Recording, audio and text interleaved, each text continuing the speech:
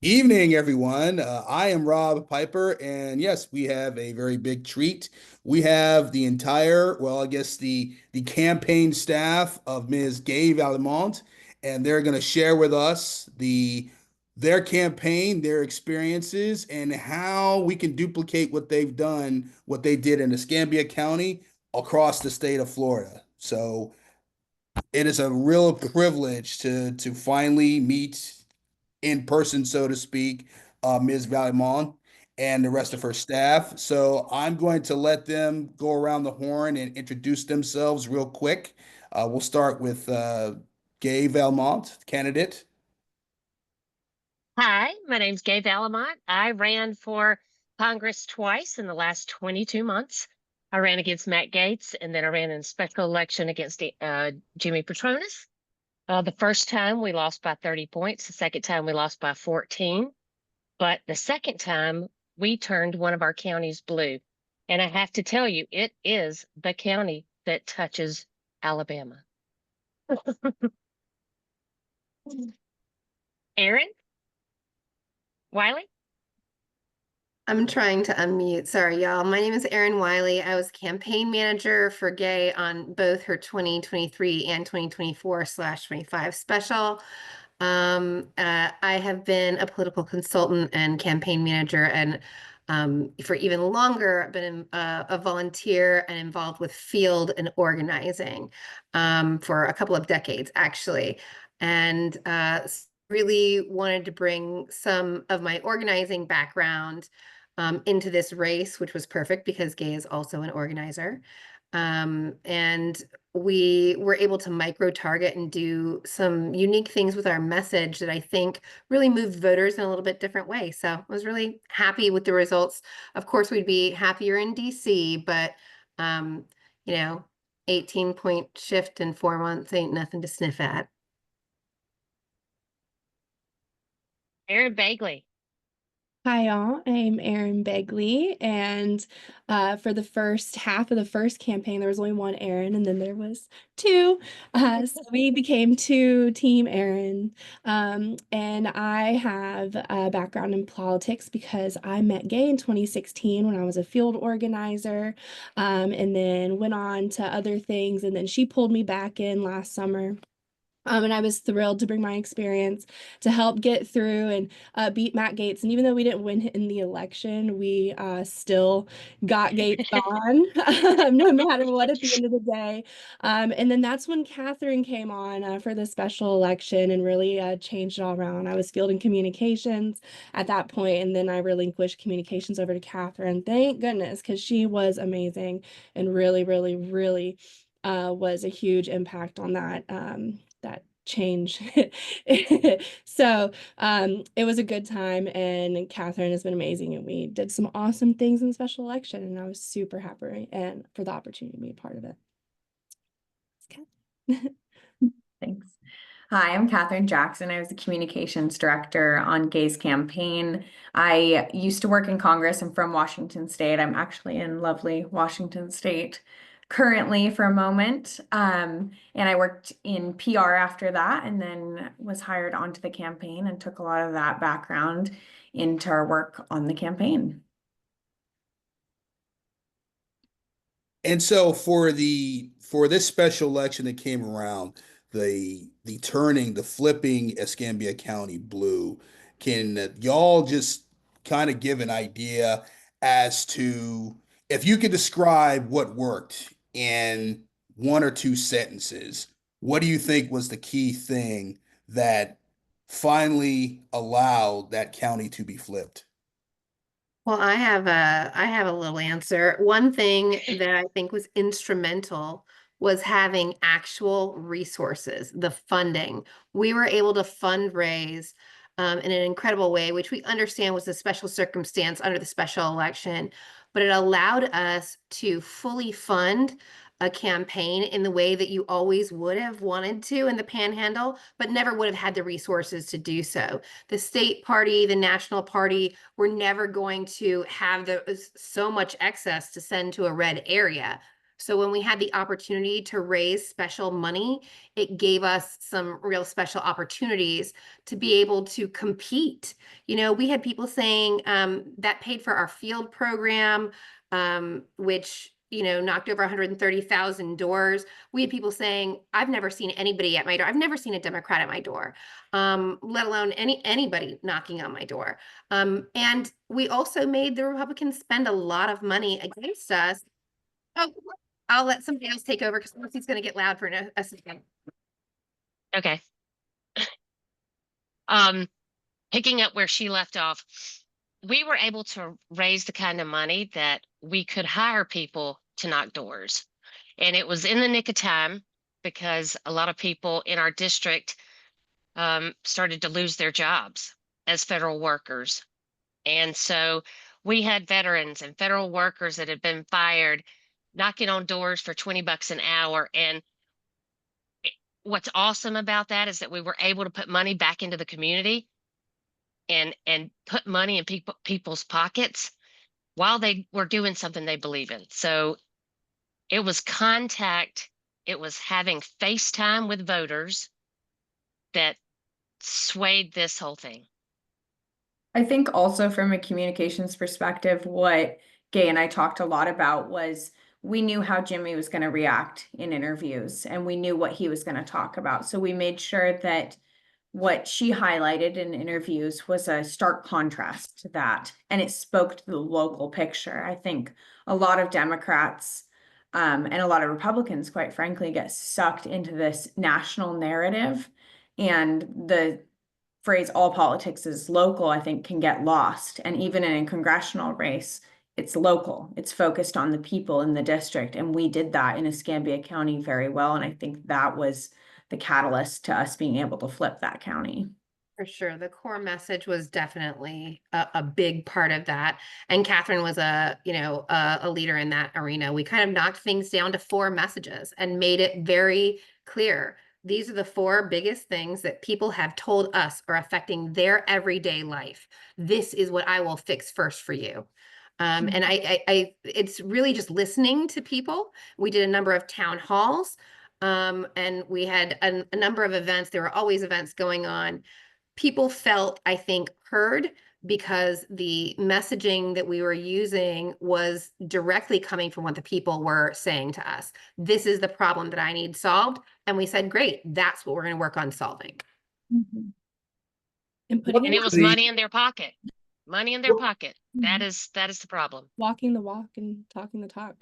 Was that one of the 4 things? I guess you mentioned that you boiled down your comms message to 4 things. Yeah. What were those 4 things specifically? Well, I said it until I was about blue in the face by the end of the campaign. I would say top 4 issues before every single interview, top 4 issues. The top 4 issues we focused on this campaign. I also thought of them in the perspective or from the perspective of what are the things that are people's immediate needs? What keep people up at night? So number 1 was cost of living. Second was Social Security and Medicare, so benefits. Now it's been a little bit since the campaign, so I have to get myself back on message. Cost of living, Social Security and Medicare, Veterans Affairs. Veterans and issues. military. This district has the 2nd highest population of veterans of any congressional district in the country. We have no full service VA hospital, and a lot of our veterans have to travel quite far for care. It also puts a massive stress on the local healthcare system because civilians that are trying to get into doctors are, having to wait a lot longer because a lot of the veterans are referred into the community for care. So it's a very cyclical issue. And the final issue we focused on was the home insurance crisis and insurance crisis, which our opponent was directly tied to. And we were able to speak to something that our opponent had done that impacted people's lives everywhere in this district. And everyone, no matter what party they were, was frustrated with that. A lot of it was message discipline. We really focused on that.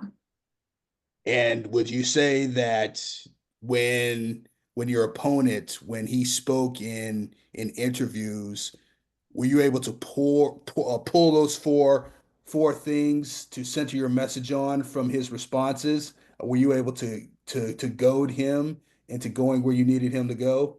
Oh yeah, that was a big part of the strategy.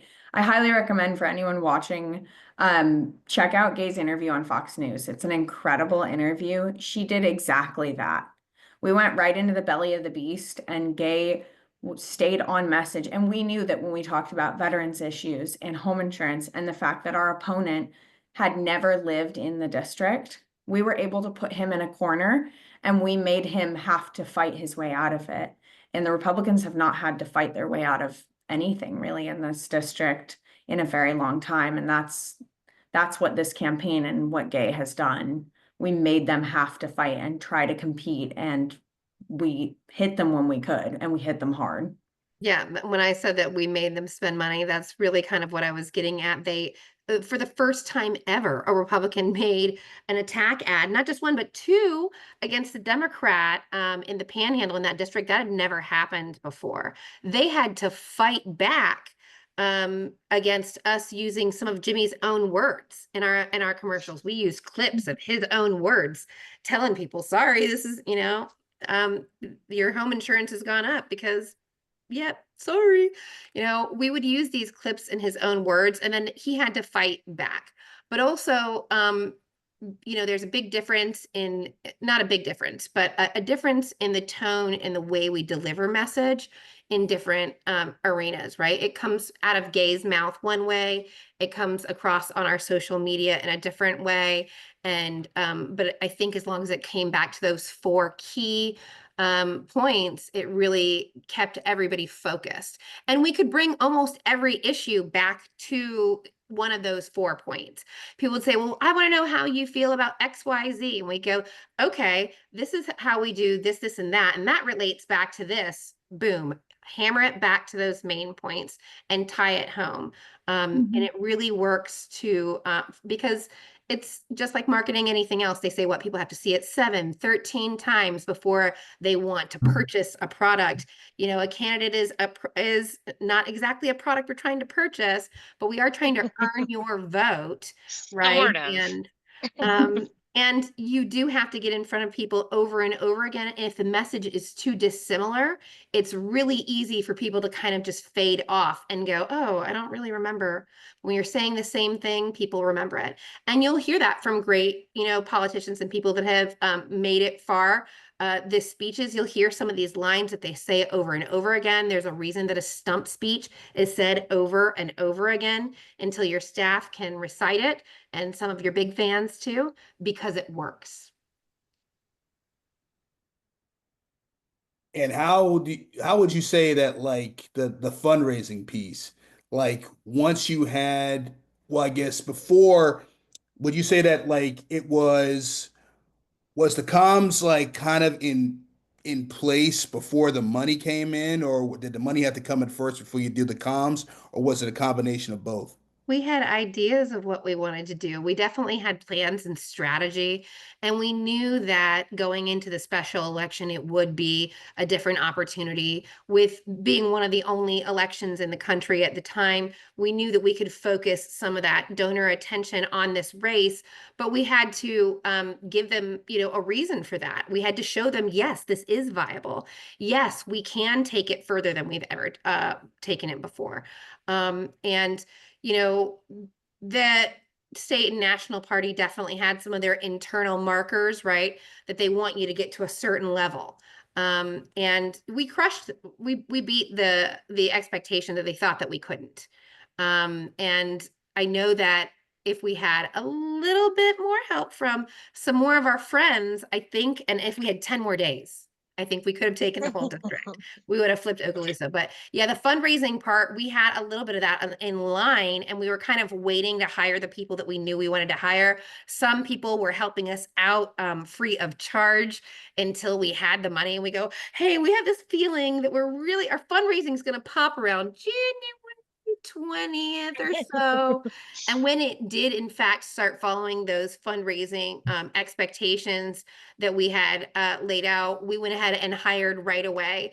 And that way, because we were able to talk with people, knowing that our fundraising strategy was going to work, because we were able to talk with people before the money came in, the second the money was there to hire folks, they hit the ground running. And we didn't look back. The special election, I think, was an exercise in efficiency on our end. People just slipped into their spots, took off, and really performed at top speed. It was awesome.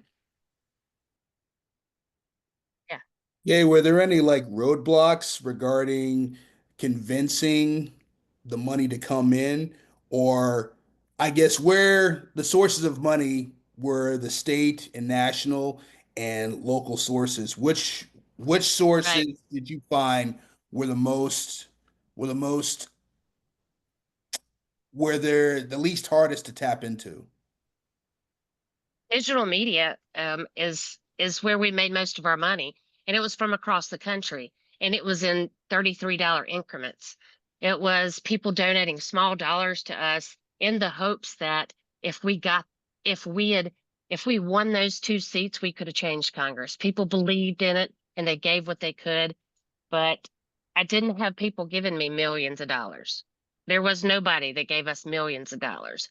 There were a million people that gave us $33, and it was fantastic.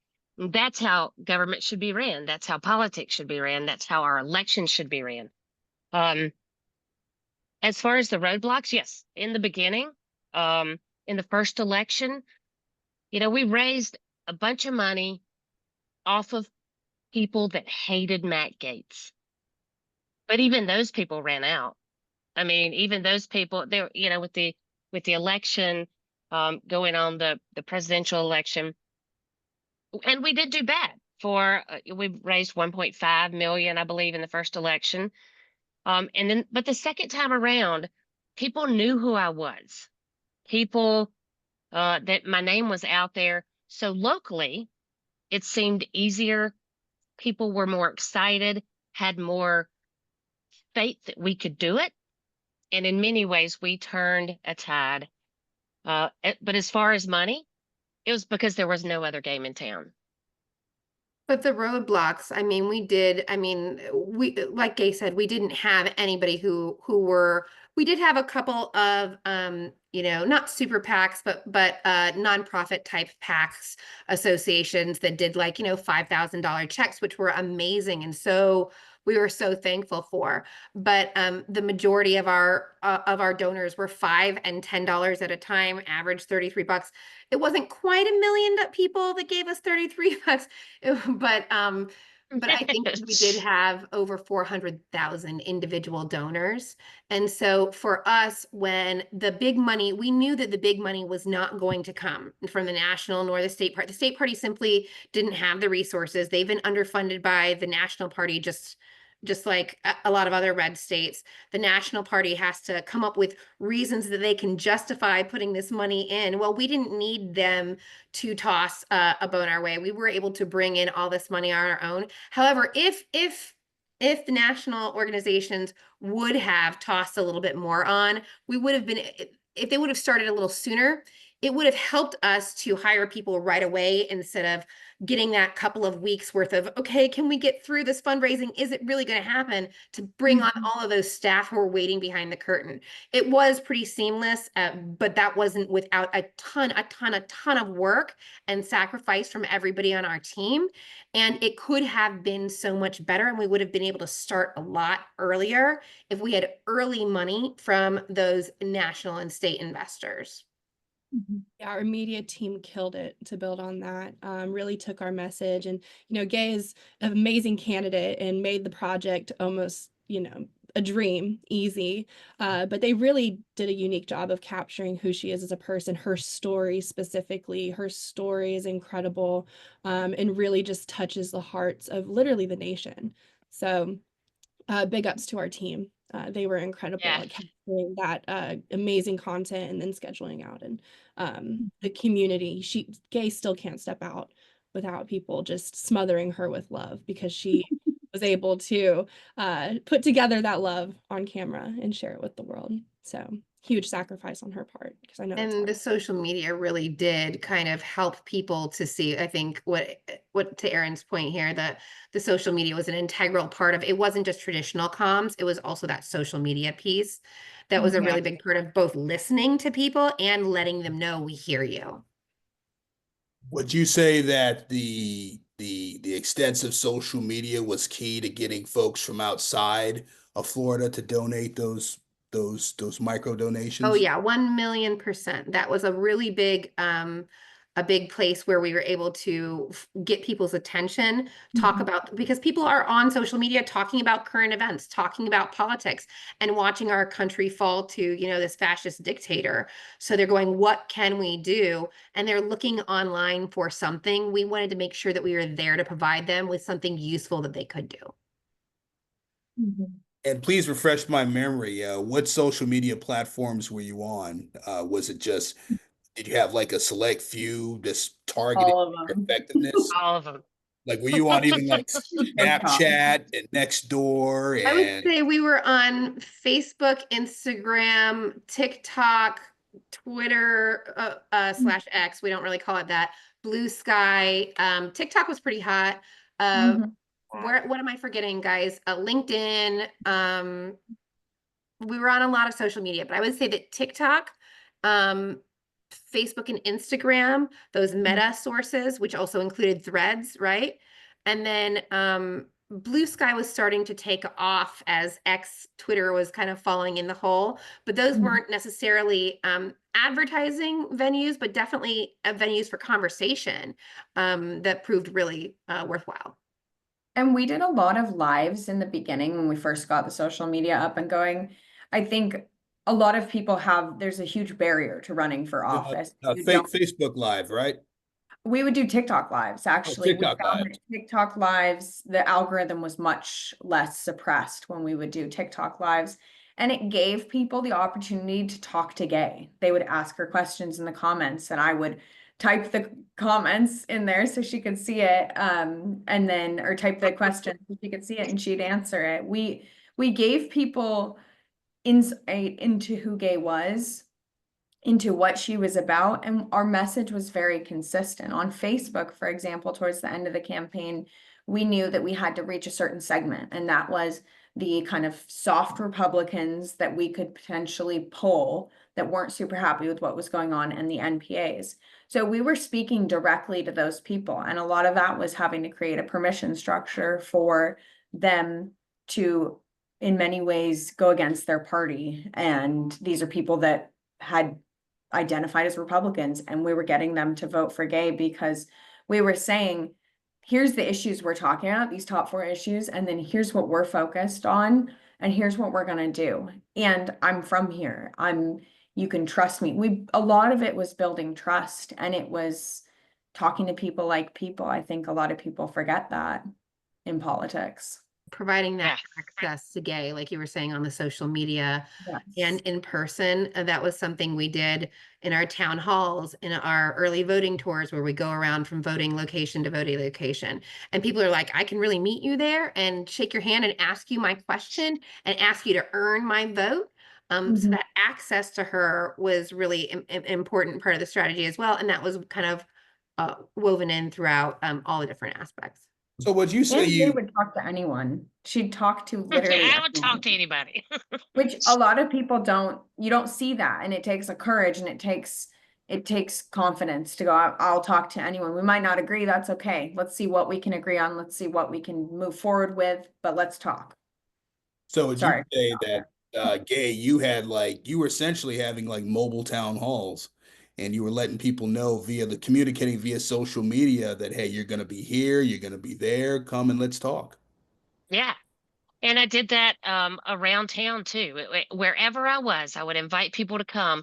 And I went everywhere from um, conservative Southern Baptist forums um, to drag shows to talk to people about their issues, because at the end of the day, everybody's got the same issues.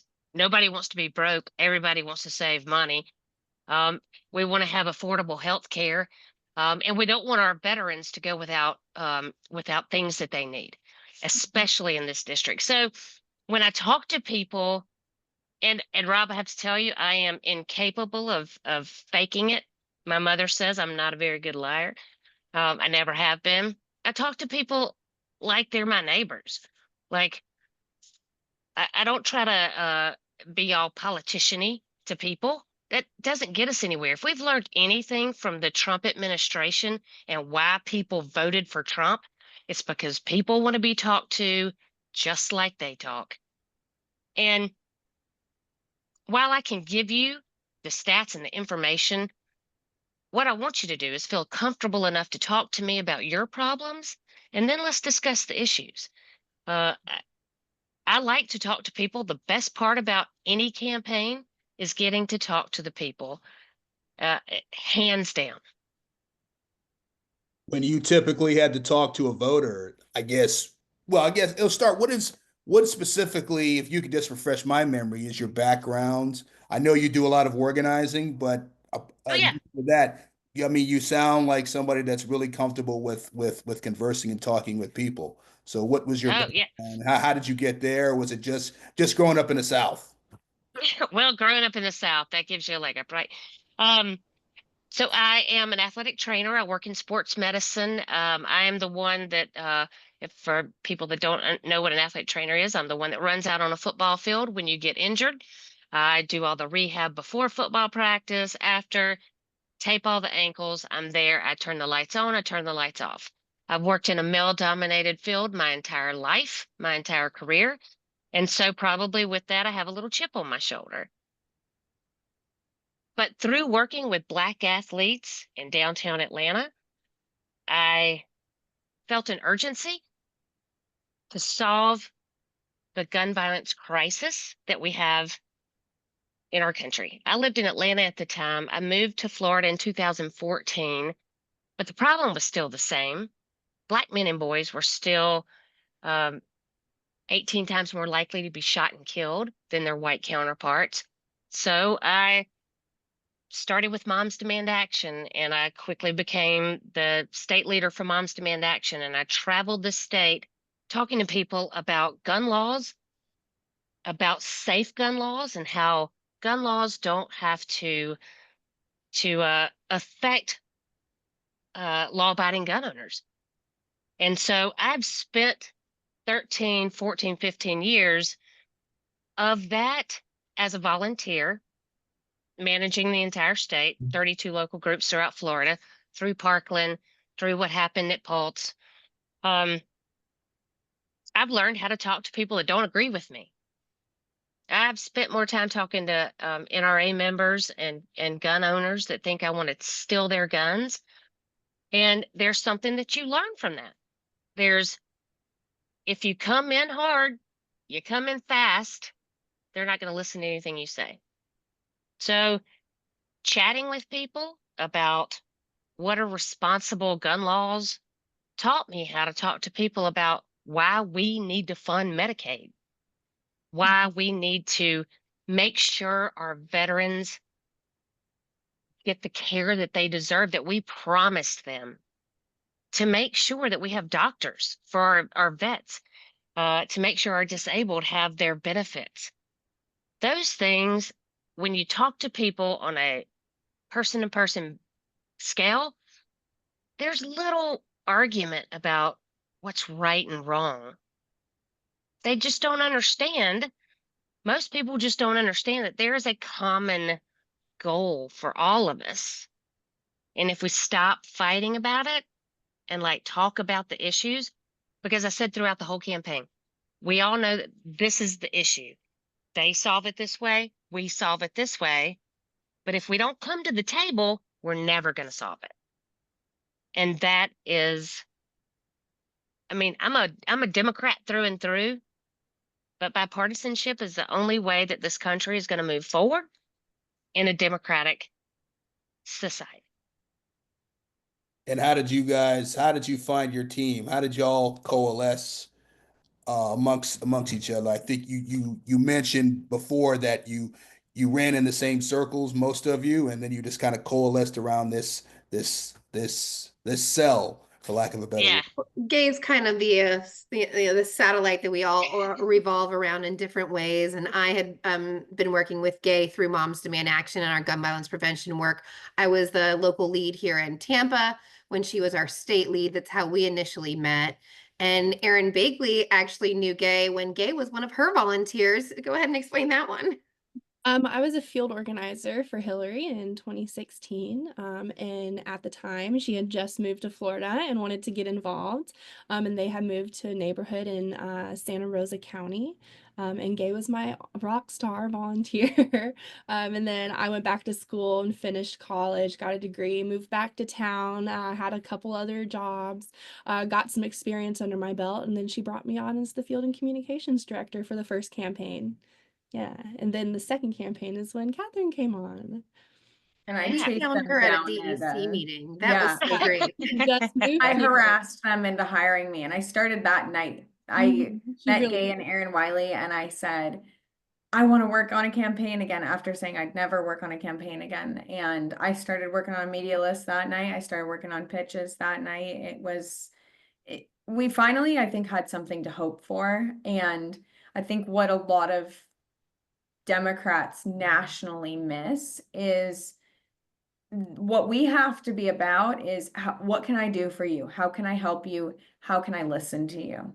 And that's a lot of what we did. When I would phone bank on the campaign and when our volunteers and our paid field staff would knock doors, we really stressed, and Erin B and I talked a ton about this, the importance of going in there and saying, hey, what can I do for you? How can I help you? What are the problems that are in your life? People need to be listened to. And I think that's the biggest problem that we're facing right now is people don't feel listened to. So they're not going to trust you to help solve their problems. And people trusted Gay. We had tons of Republicans that were openly saying, oh, I'm a Republican, but I'm voting for her. I trust her.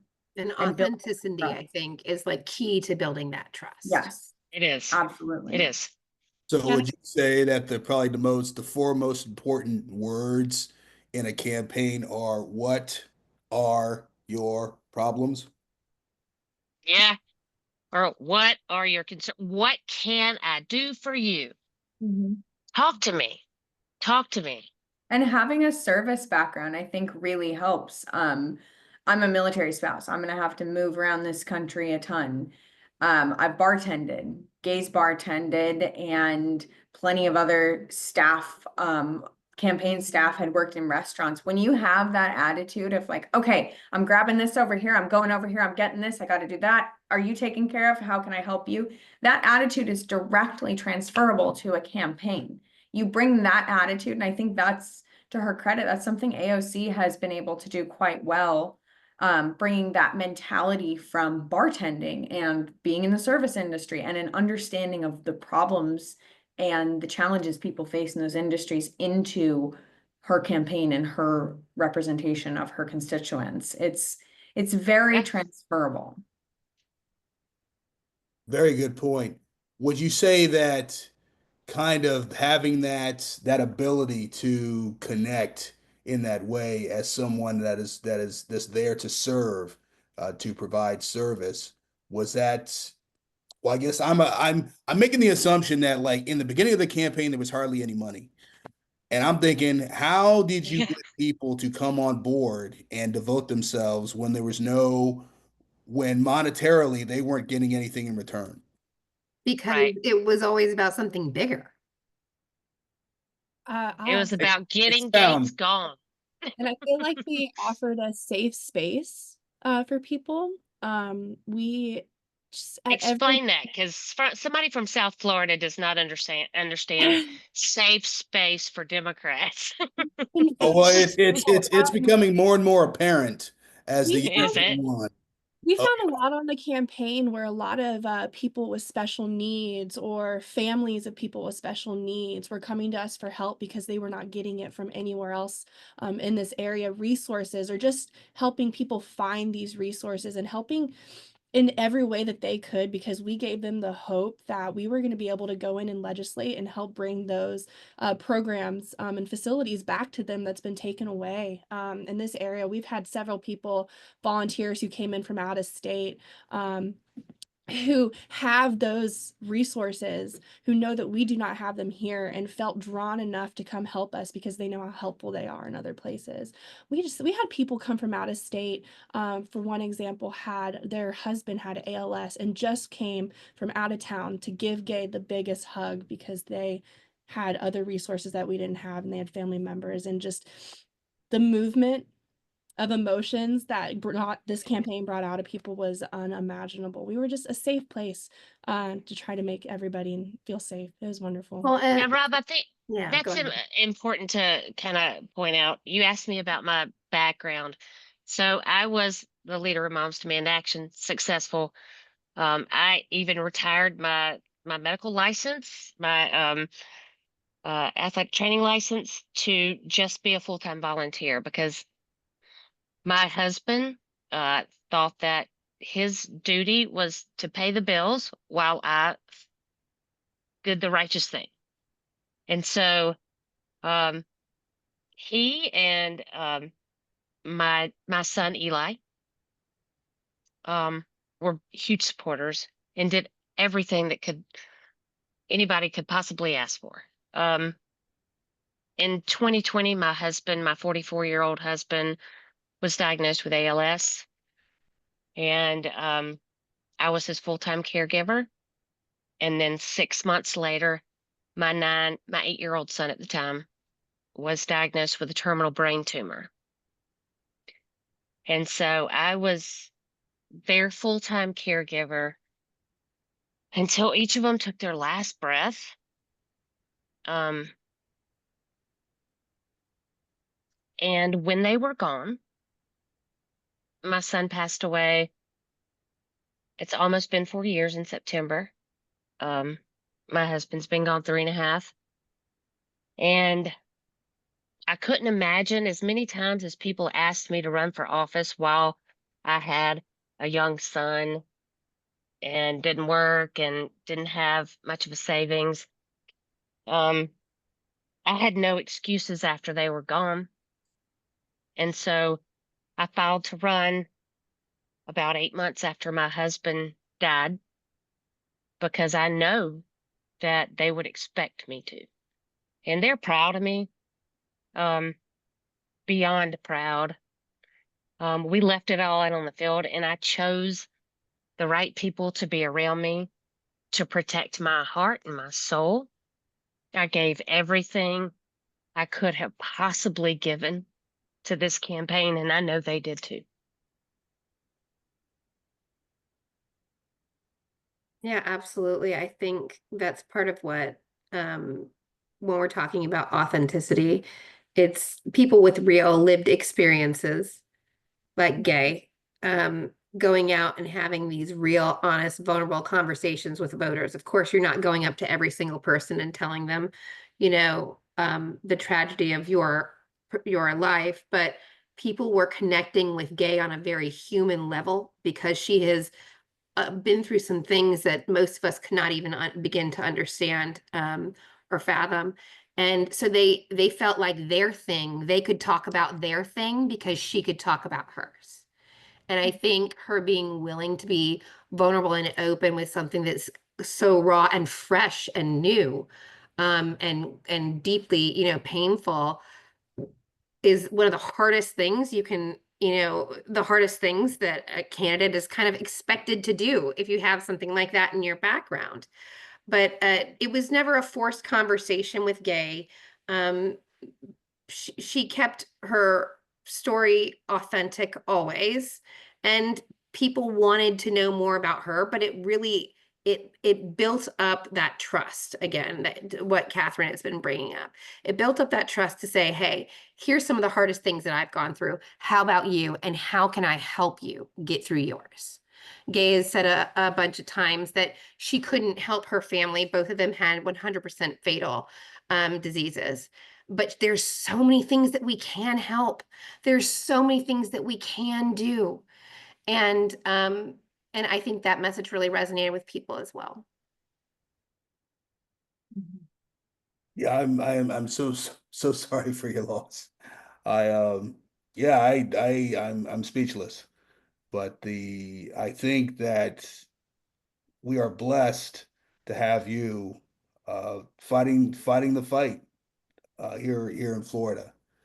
So and if the I know your husband and your son would be proud of you. Thank you, sir. I believe they would be too.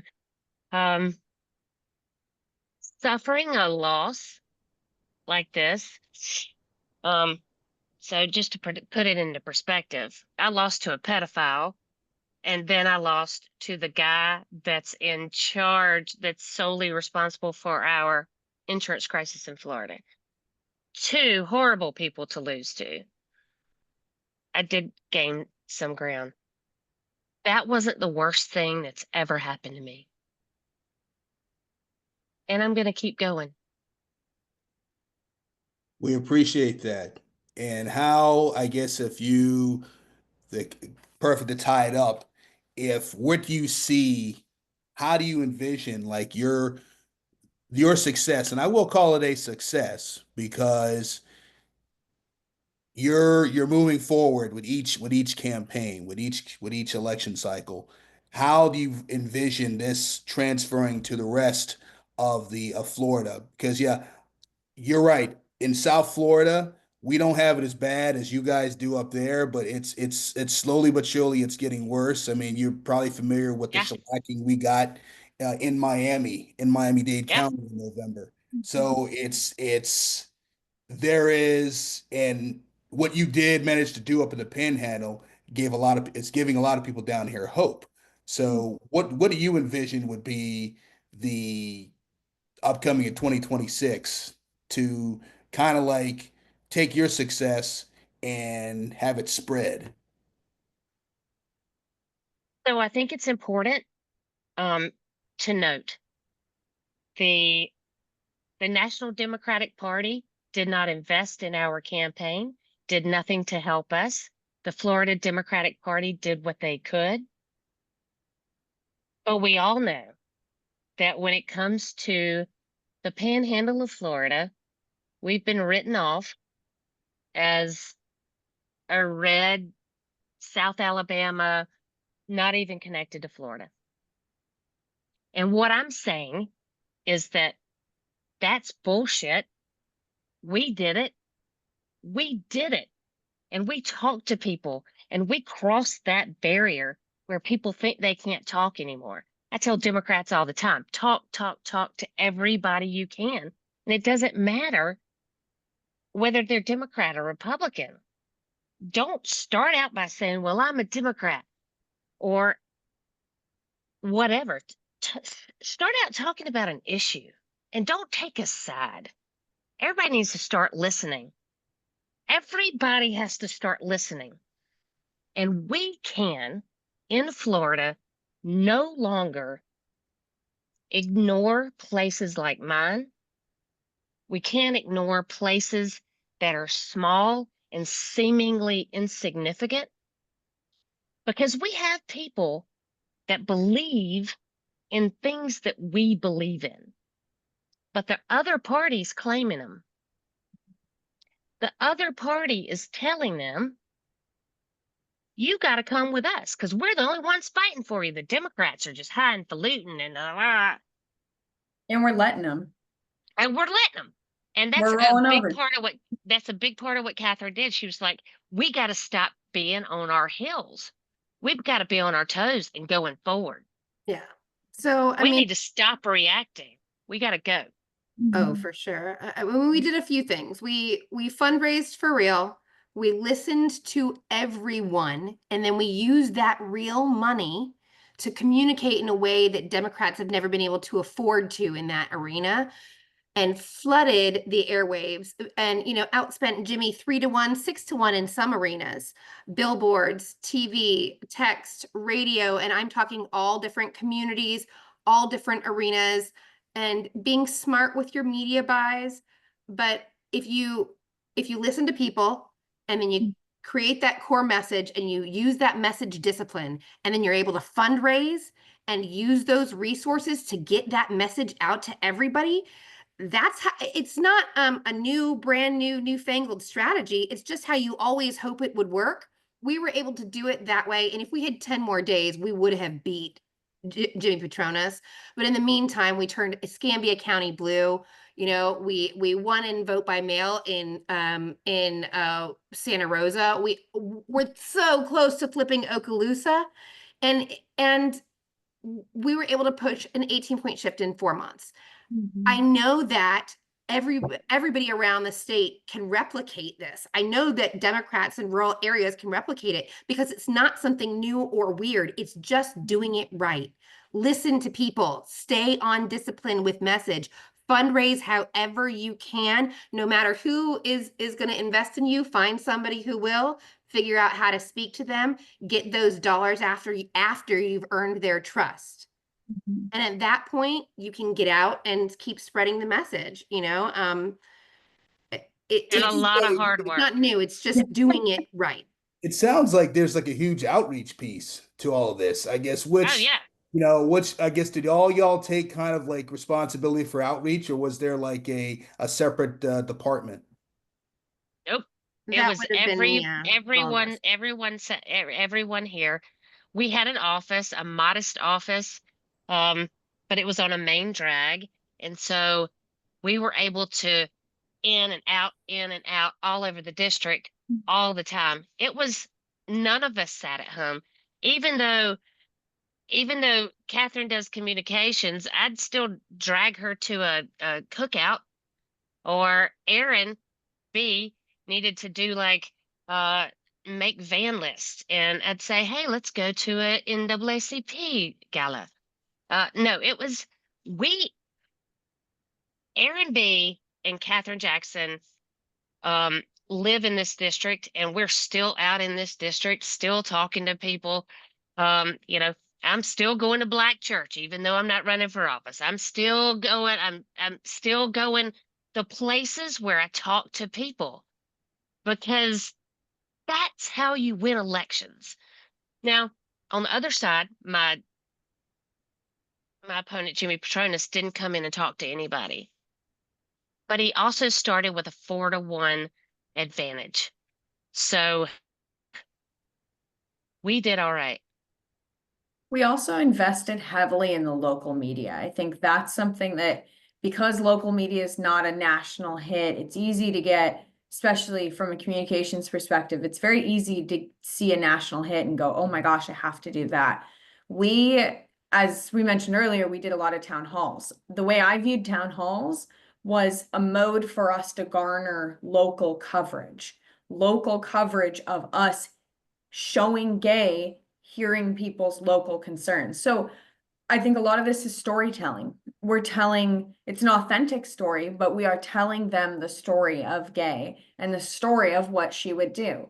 That gets missed a lot. Local media, we know, is one of the most, if not the most trusted source of information for people. It's, you know, it's in their area. And when you go into their local media, they're more likely to see you and trust you. And we hit that really hard. I would say we prioritized local media a lot of the time kind of above national media, because national media didn't get us voters necessarily. Local media was our way to talk to the voters. One of our ways, I should say. Yeah. And I guess my final question before we tie this up is, what are your lessons learned? What would you have done differently? If anything. Nothing. Who wants Okay. to start? No, Yeah, there's that's fair. I mean, I think that one of the things that we did do was we didn't start aggressively fundraising until January in the special election, simply because by the time the governor had actually declared it and the FEC said, yeah, you can actually raise money for a special election, it was Thanksgiving time, and we had to collect petitions. Erin B and her team, and Catherine too, I mean, just incredible, collected we qualified by petition over Thanksgiving week. In And 10 days. uh, just wild. But people had just been through such a vicious presidential election, politically violent, even election cycle, and people were very exhausted. So we held off on fundraising in November and in December out of respect for the holidays and people's just exhaustion with the politics. And then we really picked it up in January. I do think one thing I might have done just a little bit different is I may have started just like 2 weeks earlier with the fundraising. That may have allowed me, now knowing that we never would have gotten like those big high dollar donors and big, dollars in from national. Now knowing that, and if I knew what I knew now, I would have started fundraising just 2 weeks earlier, so I could have hired Catherine 2 weeks earlier. Yeah. So the one thing I would change about what we did, we believed, we had serious belief in the party that they would come and help, that they would figure out that I was an awesome candidate, because I was, and that they would come around. And I think that's every candidate's misconception. I don't think that's the job of the party. I expected other Democratic elected officials to help me and lift me up. I wish I had never counted on Debbie Wasserman Schultz. I wish I'd never counted on Maxwell Frost or Kathy Castor or Darren Soto to lift me up, because they never were going to. And so I spoke at a graduation for a bunch of people yesterday who have been through this training to run for office. And I told them, make sure when you run for office that you know you can do it alone, that you know the people around you are going to help you, take care of you, and raise money and believe in you. Those are the people you have to hire that care about you and believe in your message, and then the rest will follow. And keep asking. I think we're at the DNC chair vote back in January. I chased Maxine Waters into the bathroom to speak to her. You have to be, I think it was Aaron B that started calling me the shark on the campaign. You have to ask anyone. Like and they say no, you go to the next person. You have to be ruthless. And I think the Democratic Party, we could all do a better job of that, but I think they need people that have worked on campaigns like this. And I think they're really starting to hire more people that have worked on tough campaigns like this, which is encouraging, because you need people that are going to be scrappy as hell and go, well, that didn't work. What am I going to try next? Rather than, oh, that didn't work. Okay, I'm going to sit here. You have to just figure it out. That's 99% of this. And on that note, so yeah, I think that is the perfect place to end it. Ladies, thank you so much. And I hope to definitely be like talking with you again. And I'm sure like a lot of other Floridians would want to as well, because I know South Florida, we got our problems, and you guys up there got your problems, and Florida as a whole has its problems. And I think the theme is no one is coming to save us. We need to save ourselves. And this is where it starts, right here. So thank you so much. Do y'all have anything else that you want to add before we call it a night? Just thank you for having us here. It's really great to be able to share Absolutely. this. Thank you for having us. Thank you. Please watch our socials for what's next. Oh, We have a huge plan for what's next. And do you want to share it here, or um do you want to kind of keep it we're gonna wait a week. I feel like we have a meeting with the Escambia County Democrats in a couple weeks, and I feel like those are the people that deserve my message first, because they turn this county blue.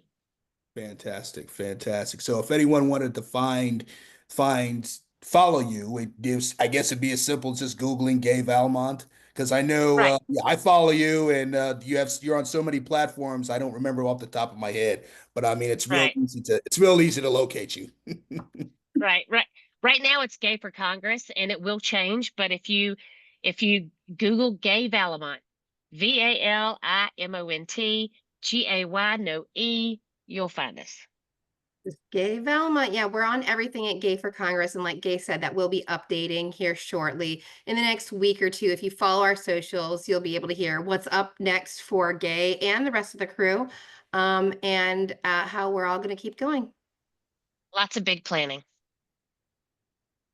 Excellent. Thank you again so much, ladies. And yes, you have a fantastic rest of your week.